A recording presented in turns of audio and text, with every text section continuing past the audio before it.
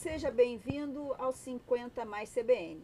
Nesta série de programas, vamos tratar de assuntos para maiores de 50 anos. Maiores de idade, adultos produtivos que trabalham, saem, se divertem e que querem garantir a qualidade de suas vidas por muito tempo, não é isso, Mara? Isso mesmo.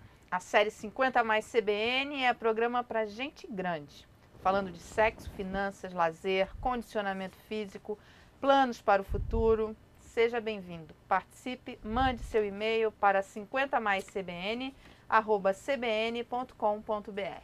E hoje o nosso programa é sobre como planejar seu futuro financeiro para essa segunda metade da sua vida, né? E estamos aqui com Álvaro Dias para tratar do assunto.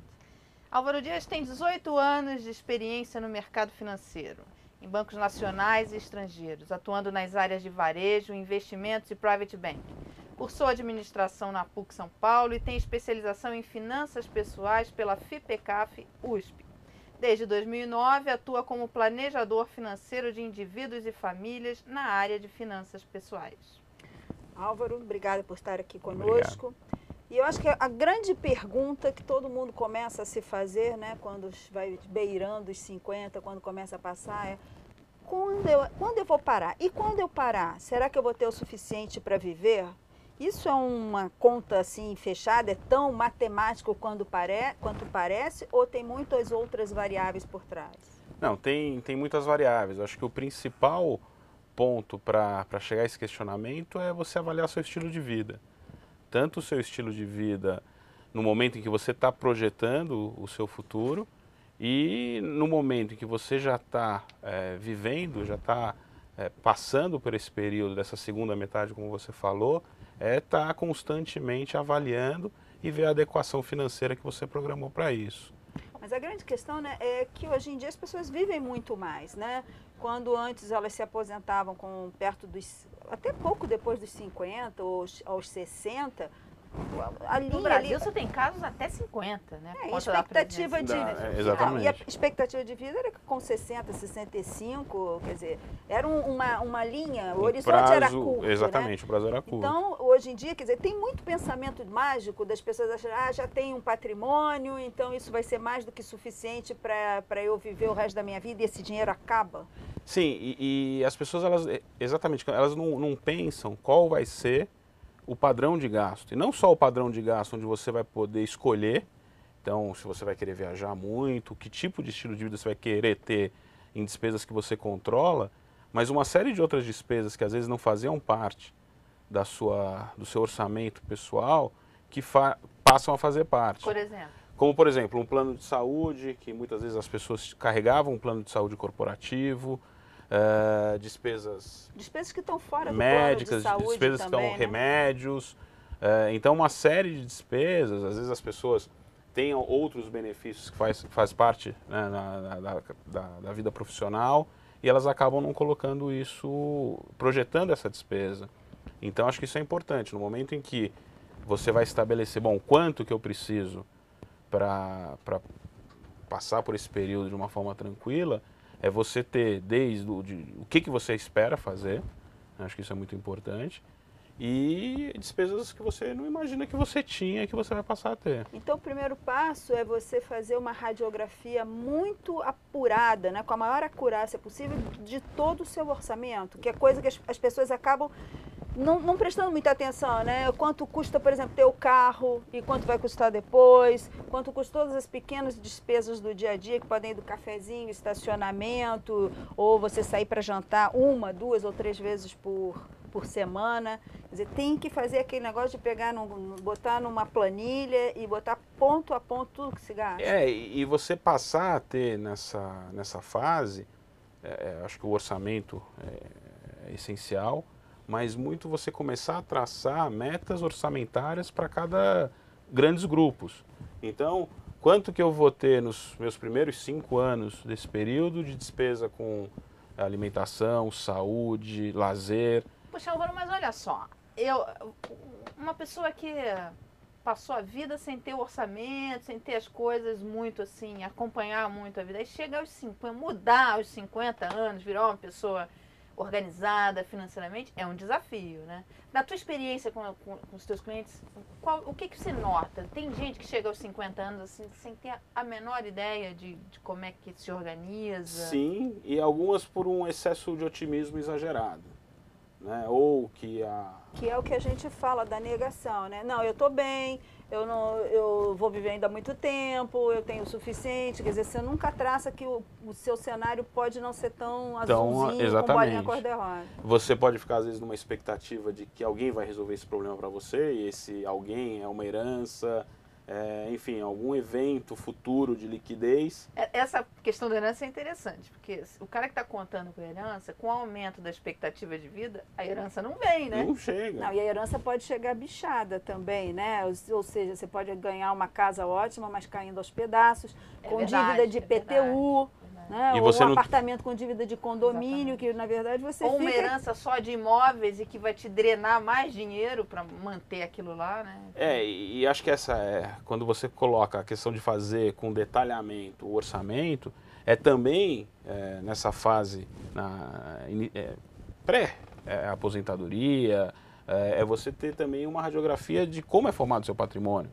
Para justamente você pode estar entrando numa fase onde você vai ter menos fluxo de dinheiro e você está entrando numa fase com patrimônio muito imobilizado.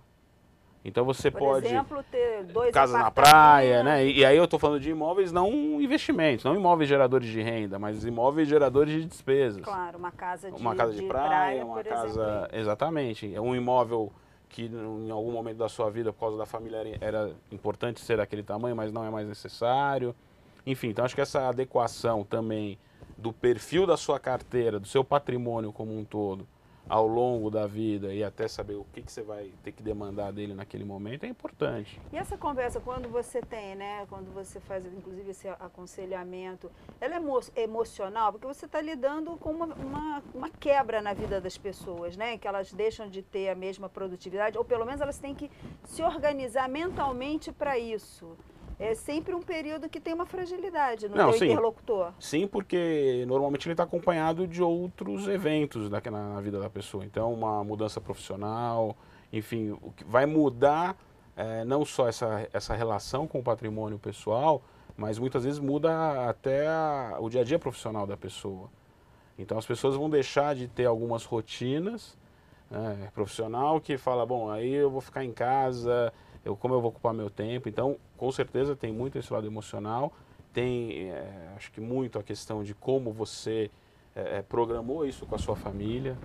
Então, se existe, acho, cada vez mais filhos saindo tarde de casa, qual é a dependência financeira que essas pessoas têm também ainda nesse momento. Então, como que isso foi conversado. Isso é uma questão importante, né, dos filhos, porque...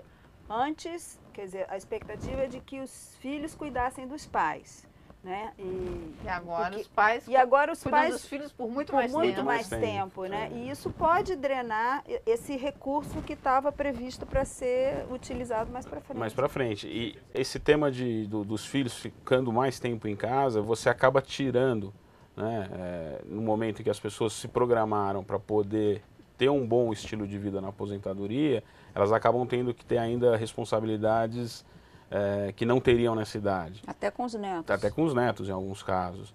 E essa questão de você ter, né, como era antigamente, né, que a responsabilidade dos filhos era cuidar da velhice dos pais, eu acho que hoje o maior presente que você pode dar para os seus filhos é eles vão terem a certeza que eles não vão precisar te ajudar na velhice. Porque daí você não tira a capacidade que essa geração tem de poupar. Então, ao invés de você transferir uma herança, você começa a transferir, se você não tiver essa preocupação... Difícil essa conversa. Meu filho, é o seguinte, eu não vou te deixar nada, mas, em compensação, você vai poder se dedicar ao trabalho e vai poder poupar bastante nos próximos 20 anos. Você vai ter só as suas despesas. Vai ter filho rangendo os dentes com essa conversa. Sabe, tem uma história ótima, que os amigos... viajaram, foram fazer uma viagem pelo mundo e falaram para os filhos, olha, nós estamos indo gastar herança. E os meninos, herança? Que herança? De quem? Aí, que herança é essa? A herança que nós íamos deixar para vocês, né? E acho que essa questão, né, então, de você ter o controle orçamentário, você passar a dedicar parte do seu tempo nessa gestão do seu patrimônio é muito importante. Então, se você não tiver atenção, provavelmente pela sua vida profissional você não dedicou tanto tempo a conhecer, a estar um pouco mais informado, você acaba caindo em situações ruins. Então, são as histórias, às vezes, de pessoas com 70 anos comprando uma previdência privada, que não, em alguns casos pode ser um aspecto sucessório, mas eu já vi casos que a pessoa sem herdeiro, sem nenhuma... Foi induzido. Por quê? Porque ela fica... Aquele tema, de alguma forma, ele é tão sensível, né? E falar, como o que eu tenho vai ser o suficiente? Será que eu preciso passar essa responsabilidade para alguém? Então... Eu acho que esse momento dos 50 anos, né, quase 50, um pouco depois dos 50, enfim, é interessante porque é aquela fase em que você vai poder calcular exatamente, porque você já está ali, né? Esse é o exatamente que eu acho que é a questão, o X da questão, fica todo mundo excitado, né? Tem um número. Então, mas você vai poder, ali você começa a entender como é que está a sua situação. Vou precisar trabalhar mais tempo? Vou poder parar de trabalhar? Vou poder sustentar genros, noras, netos ou não? Quer dizer, porque você tem ali 50 e poucos, você tem mais 10, 15 anos, porque depois não dá tempo de se planejar, porque aí você já está vivendo na aposentadoria. Você vai estar, provavelmente, pode... está fazendo uma consultoria, uma segunda carreira, um outro trabalho, mas certamente não tem não vai o ter a fluxo de caixa, geração de caixa que tinha antes. E ali vai ser, naquele momento, na melhor das hipóteses, vai ser para subsistência. Você não vai conseguir construir patrimônio e nem olhar, né, que não seja o mês seguinte. Então, o momento mágico ou o número mágico, eu acho que assim, essa preocupação ela é importante a qualquer momento, mas quando você fala de, bom, como que isso impacta emocionalmente, também é difícil você chegar para uma pessoa que nunca olhou para isso e mostrar para ela que realmente é preocupante. Mas e como tem que ter essa conversa com a família? Como é que você chega e conta, se está numa família, ali ele trabalha, ela trabalha, classe média alta, tem um padrão de vida muito bom, casa na praia, viajam para o exterior, quer dizer, se sentem muito bem, num padrão muito bom. Aí você chega para mim e fala assim, olha, não é bem isso. A realidade é outra. Não pode ter casa na praia, não pode não sei o quê, né? Porque daqui a 10 anos, quando você entra numa compulsória, por exemplo, uma aposentadoria compulsória, que muitas empresas têm isso aos 60 anos, então você vai ter que sair de qualquer jeito, seu padrão de vida dá uma queda brusca, né? E se você tem toda essa demanda, você vai acabar até entrando numa espiral de endividamento, Álvaro, né? Conta pra gente o passo a passo, qual é esse aconselhamento? Eu acho que essa conversa, né, nesse exemplo que a Mara colocou, é você mostrar, bom, primeiro, o que de patrimônio formado até esse momento, ele é possível gerador de renda futura. Então já tem dois grandes grupos. O que você vai gastar gerar, hoje, e aí, bom, o que você acumulou até agora que pode gerar de renda futura. Né? Isso mostrar um número. Pode ser de coisas no banco, pode ser um CDB, uma letra qualquer de tesouro. Ativo, exatamente. Ação que já tenha dividendos, imóvel que no momento é o de moradia, mas pode se transformar no imóvel de renda e você ir para um imóvel menor. Enfim, é mostrar o que é possível extrair de renda do patrimônio acumulado. Né? A partir daí... Então eu separo num bloco lá aplicações financeiras, as ações que geram dividendos, os imóveis que têm aluguel e tal.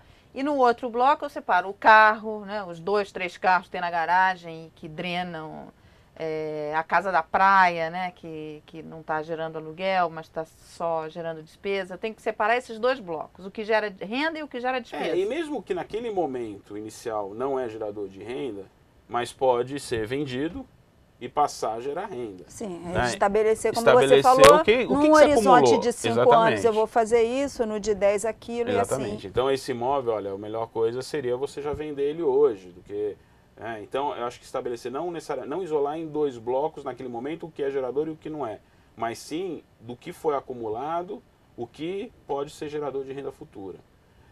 E mostrar isso de uma forma bem clara, quanto tempo isso vai suprir o estilo de vida que a gente falou no início, né? Que pode não ser o estilo de vida atual, né?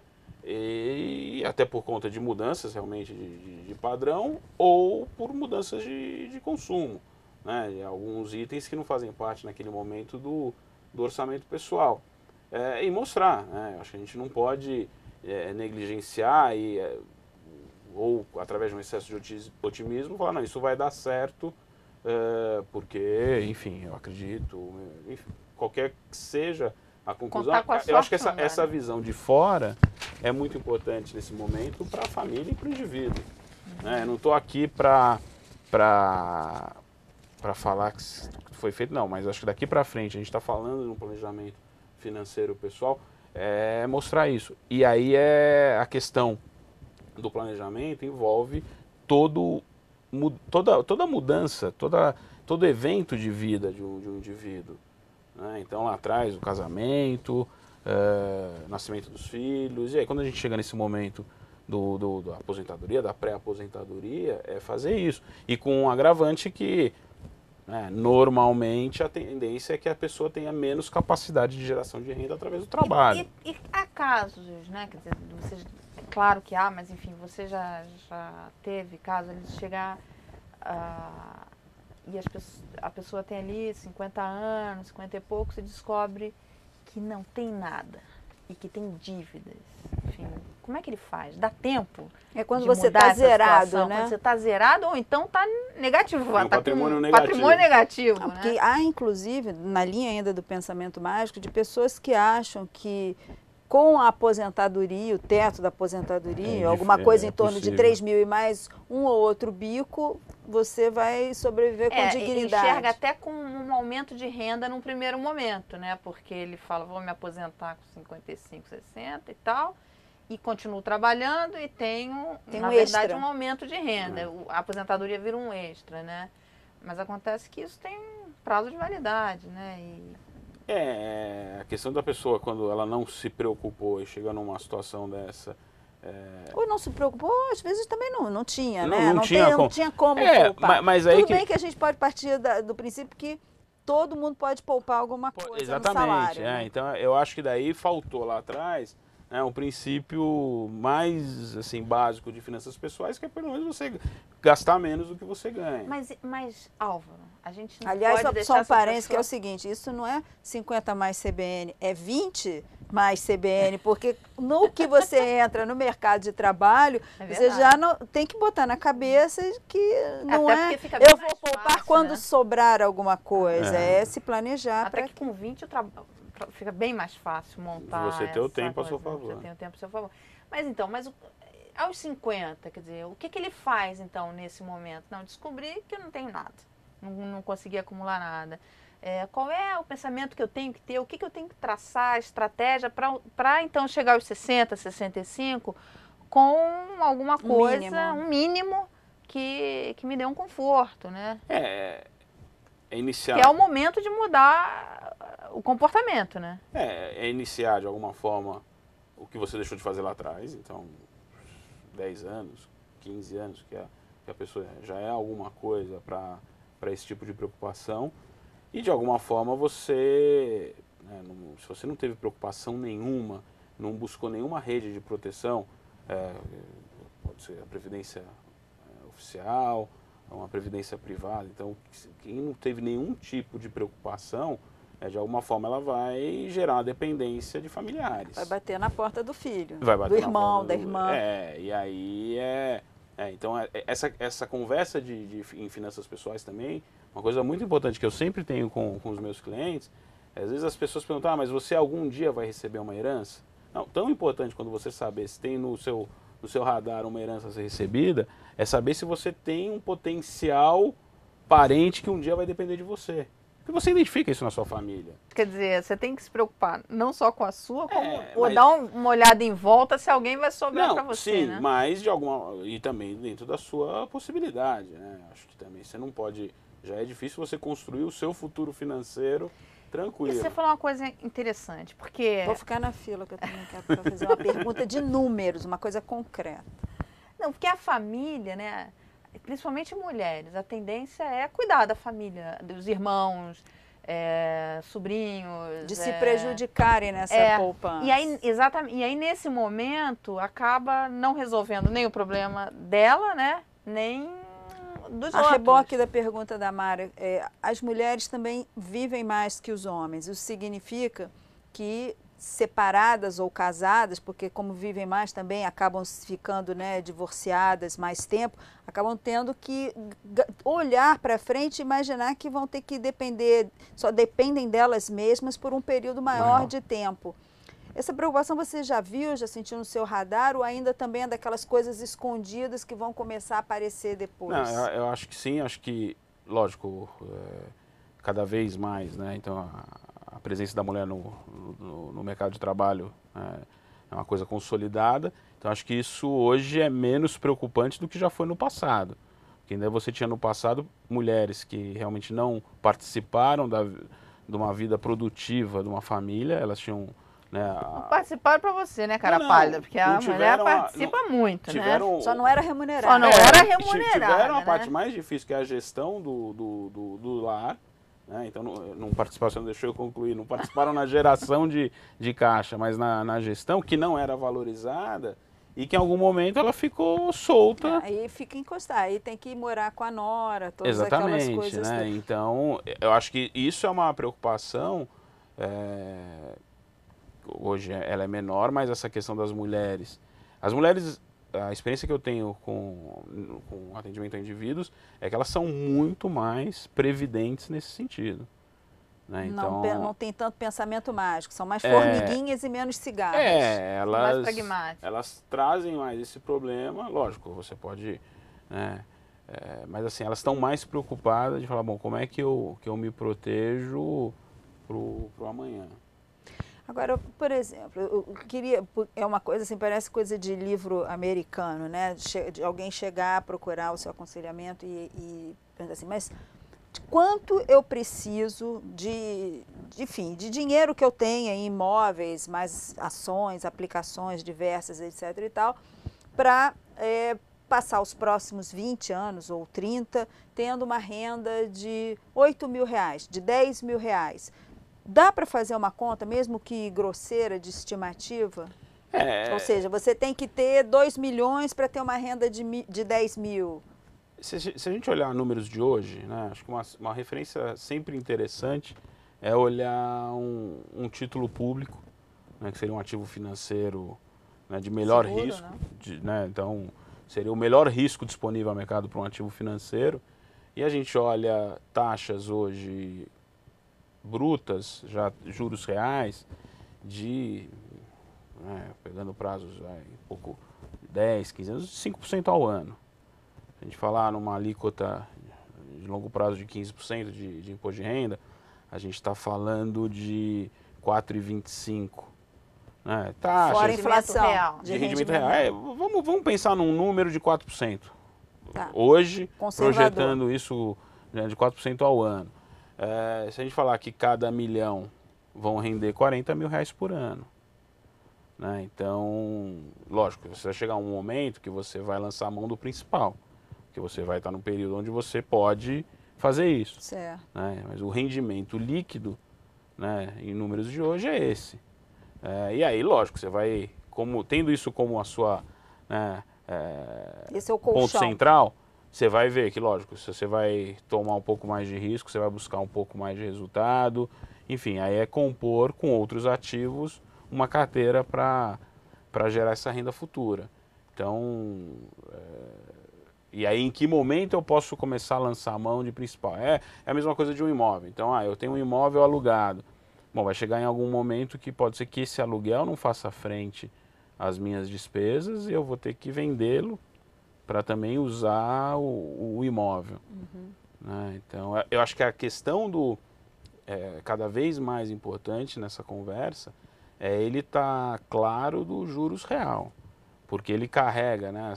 Algumas pessoas ainda carregam aquela coisa do né? Hoje a gente já está longe Até disso, mas porque era de hoje em 1% dia- ao mês. Pois é, a inflação hoje em dia tá baixa, os juros vão cair, então não tem aquela multiplicação do dinheiro que ainda é uma memória relativamente recente das Recente, pessoas. exato. Isso que você Exatamente. falou é interessante. Tem muita gente hoje no Brasil, nessa faixa de idade, 50, 60 anos, que acha que ainda vai ter 1% ao mês. É um número A gente meio recebe cabalístico. muito e-mail sobre isso. Ele fala assim, e é interessante. o Só se estiver envolvido em coisas ilícitas. Assim, você pode me dizer qual o investimento que está 1% ao mês sem risco? Não tem mágica, né? Não vai existir. Então, você tem que compor de alguma forma, e aí é a questão, né? Você deu um número que a pessoa tenha como uma expectativa de orçamento para ela ter de renda.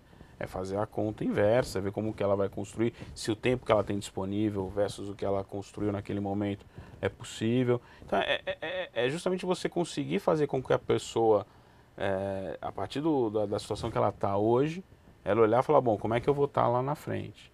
E até trazer informações do tipo, olha, se você imaginava que seria possível ajudar seu filho ou fazer algum outro tipo de investimento num novo negócio, é complicado, né? Não vai ser possível, ou para isso você vai aumentar esse nível de risco. Então, 1% ao mês, né, esse número, a pessoa vai ter que, se ela for cada vez mais buscar esse número, o risco vão estar envolvidos, né? Eu acho que para quem tem filho, o desafio ainda é bem maior, né? Porque como as pessoas estão tendo filhos mais tarde, vai chegar aos 50 anos com esse filhos filho adolescentes, ou dependendo muito, né? que ainda vão ter mais 10, 15 anos no mínimo de dependência. De dependência e drenando. E eu acho que tem certos costumes, hábitos assim que vão ter que ser revistos. Por exemplo, no Brasil é muito comum o filho passa para a faculdade, o pai dá um carro, né? Não tão comum, digamos que no topo da pirâmide, Mara Luque. Não tão no topo Não, hoje em assim. dia é mais fácil ganhar uma moto. Mas é que tá, ele dá um carro ou ele dá um carnê? Então, pra ele família, dá um carnê, né? ele se dá um carnê e o carro pro filho. Então, ele pega aquela prestação do carro, mas todas as despesas do carro entra na família. E ele, quer dizer, ele se descapitaliza, né? Que é um recurso importante nessa fase da vida dele, que é a fase que ele está lá concluindo essa construção de patrimônio para viver depois de aposentado, né? Aposentado...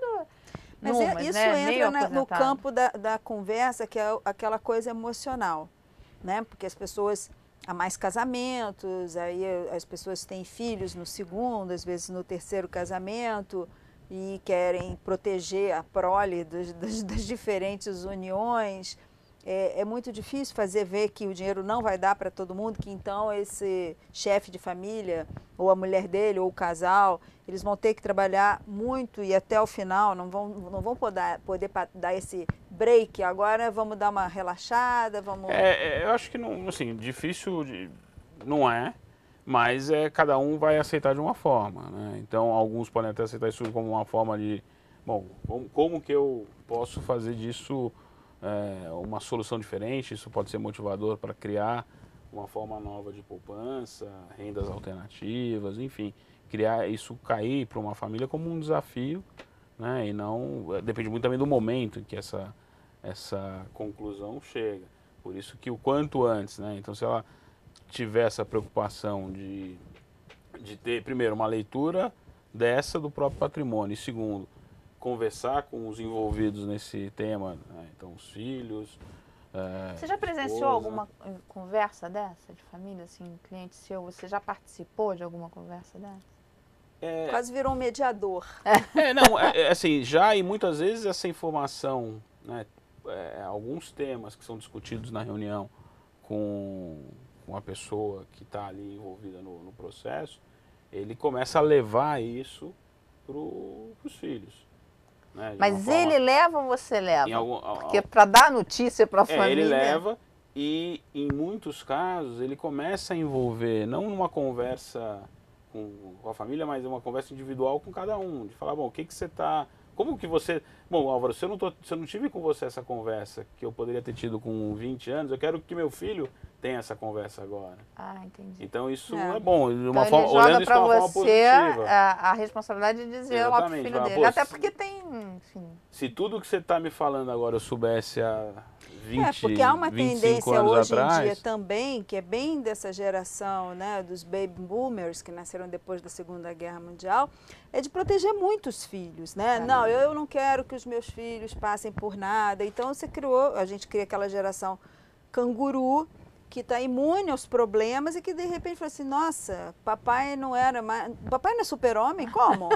Como é que vieram me dizer isso agora que eu tenho 23 anos? Né? Eu achava que o papai era rico. E aí, quando a não gente podemos olha... esquiar no próximo inverno? E quando a gente olha, olhando até um pouco Eu achei que papai fosse Bill Gates, descobri que não é. Olhando o momento um pouco agora da Europa até, de você falar que, sei lá, pós-guerra, quase que como uma sequência, a geração que sucedia, ela tinha uma condição melhor do que a anterior. Isso vai ser quebrado agora? Completamente. Né? É verdade. Então, por um desequilíbrio não há geração que tenha sido previdência. mais beneficiada do que essa que está agora com 60 anos. E os seus filhos não terão a boa vida de possibilidade de construção de patrimônio. E até as redes de proteção. Exatamente. Né? Então, não terão mais empregos, aqueles empregos formais. Quem é mais jovem que estiver nos vendo e ouvindo, por favor, não se deprima. Né? Então, e aí acho que no núcleo de cada família, assim, sempre você tem essa expectativa, que você quer que a próxima tenha uma condição melhor que mas a conta um pouco sua. Como é que é essa experiência? Você senta ali, o seu cliente é o pai do menino, e ele fala, então já que eu sou seu cliente, vai lá dá notícia pro meu filho, né, que o patrimônio... Eu acho que conversa? passa menos por dar a notícia, porque a notícia pode até ser boa também em alguns casos, né? Então é muito menos dar a notícia, seja qual for o impacto dela, né, positivo ou negativo, mas é muito mais você criar uma condição de que a pessoa passe a ter essa preocupação no momento em que é tranquila ela ter essa preocupação, que é o início da vida profissional, ou que ela saiba lidar com o que possivelmente um dia ela possa ter. Então, e como é que é a reação? Como é que tem sido essa reação? Quer dizer, como é que o menino ou a menina reagem a essa conversa? Como é que eles... Eu acho que recebe bem. Eles falam, tio, tá bom, tchau. Não, até porque eles são jovens, eles não têm a ideia, a noção do tempo é diferente para quem tem 20 anos. Sempre dá a impressão de que você vai ter tempo para consertar as coisas. Né? E não só quando você fala de pai e filho, Mara. Você pega em alguns casos empresas que contratam profissionais para no momento da transição para a aposentadoria, contrata lá um grupo de profissionais para ter uma conversa com o executivo. E muitas vezes um desses profissionais é o planejador financeiro. Você chega naquele momento e conversar com uma pessoa, você vai te dar uma notícia. Fala, olha, realmente você fez bem, né, você criou boas condições ou não. Isso você tem que, né, a pessoa já está ali no momento de transição. Imagina o que é.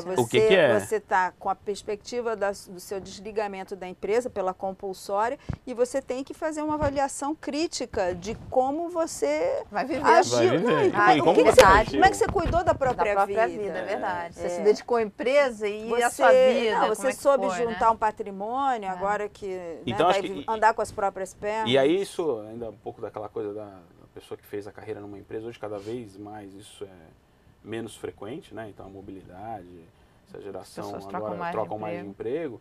Eu acho que é uma preocupação se cada um, né, ou uma iniciativa pessoal, se você puder ter uma conversa com alguém que vá te ajudar nesse seu planejamento e te mostrar realmente e ouvindo sempre, né? O meu papel é muito de ouvir, né, e entender onde você quer chegar. Você sabe onde você quer chegar? Eu vou te mostrar como que você chega, em quanto tempo e em que condições. Então a receptividade, seja de um pai, né, de um filho ouvindo isso porque sabe que o pai pediu para que ouvisse, ou de um jovem, né, que através de uma empresa ou de uma iniciativa individual quer planejar um pouco mais,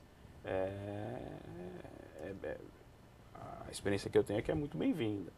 Agora, normalmente, no planejamento financeiro de uma pessoa assim, na fase produtiva, né, da sua vida, um dos conselhos mais recorrentes é que não se coloque todos os ovos na mesma cesta, ou seja, não embota todo o seu dinheiro em imóvel, também não coloca tudo em risco. Isso vale também para a nossa segunda metade, é o mesmo É o mesmo, não, e até porque você começa a ter, por conta de utilizar o principal, né? Você pode às vezes ter que estar mais líquido e menos imobilizado, então e também menos risco menos também, risco, né? Porque você tem menos tempo para recuperar, repor, né? Para recuperar, né? Então você passa num momento a ter que fazer isso como uma lição de diversificação, mas muito até para adequar a cada momento, é o que você falou, você tem menos tempo para ter aquilo. E também, em alguns casos, você não pode tirar algum tipo de investimento, porque para aquilo passa a ser também uma ocupação. Então, às vezes, ter alguns imóveis alugados é uma ocupação para administrar aqueles imóveis. Ter lá, ainda que não faça sentido por conta do tempo, ter investimento em ações não faz sentido, mas é uma ocupação que a pessoa passa a ter para olhar o mercado. Então, acho que também tem que ter esse entendimento, bom, do que você realmente... Você está investido nesse tipo de ativo só para buscar resultado, ou também você faz disso uma atividade, né? Uma forma de você estar ali olhando para algum setor. Você falou uma coisa interessante em relação às empresas.